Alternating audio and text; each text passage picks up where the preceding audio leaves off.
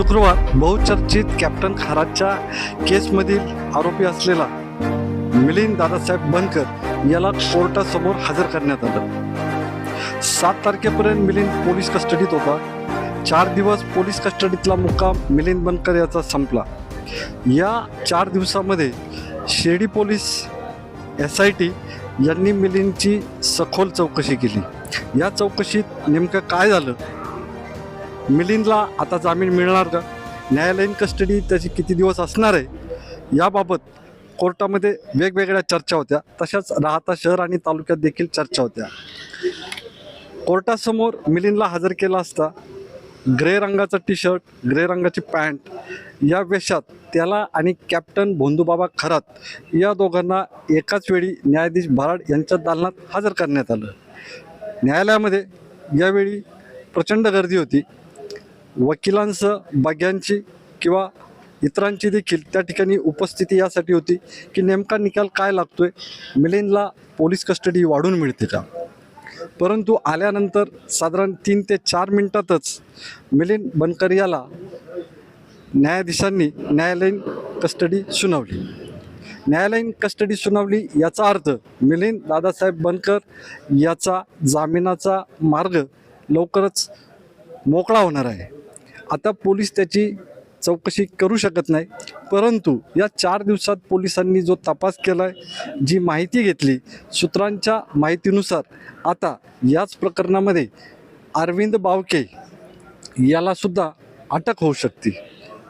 त्याचबरोबर मिलिंदचा भाऊ विनोद दादासाहेब बनकर याने देखील ओळख म्हणून त्या कागदपत्रांवरती सह्या केलेल्या आहेत। यासाठीच मुंबईचं परब दाम्पत्याने मिलिंद बनकर, कॅप्टन भोंदूबाबा अशोक खरात यांच्या विरोधात FIR नोंदवला होता आणि त्या प्रकरणात एप्रिल महिन्यात FIR नोंदवल्यानंतर मिलिंदला ही 4 दिवसांची पोलीस कस्टडी मिळाली।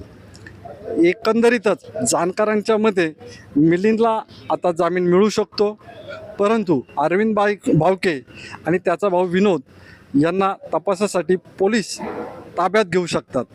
एकंदरीतच लोकांमध्ये उत्सुकता होती की मिलिंद तपासाच्या दरम्यान समता पतसंस्थेचे चेअरमन काका कोयटे यांचं नाव घेतात का, किंवा काका कोयटेंना या 4 दिवसात अटक होईल का, याबाबत जिल्ह्यात प्रचंड मोठी उत्सुकता होती। परंतु तपासाची एकंदरीत दिशा बघितली तर मिलिंदनी पोलीस तपासामध्ये कोयटे यांचं नाव घेतलेलं नाही। याचमुळं लोकांमधली ही उत्सुकता अनेक सोशल मीडिया प्लॅटफॉर्म्सवरती काका कोयटे यांनासुद्धा ताब्यात घ्या अशा संबंधीचा आशय मोठ्या प्रमाणात प्रसारित झाला होता। त्यामुळं समता पतसंस्थेचे संस्थापक काका कोयटे यांची अटक तुर्तास टळलेली आहे, किंवा मिलिंद बनकर याने या संदर्भात त्यांच्याबद्दल वक्तव्य केलेलं नाही, किंवा तपासामध्ये त्या संदर्भात पुरावे सादर होऊ शकले नसतील।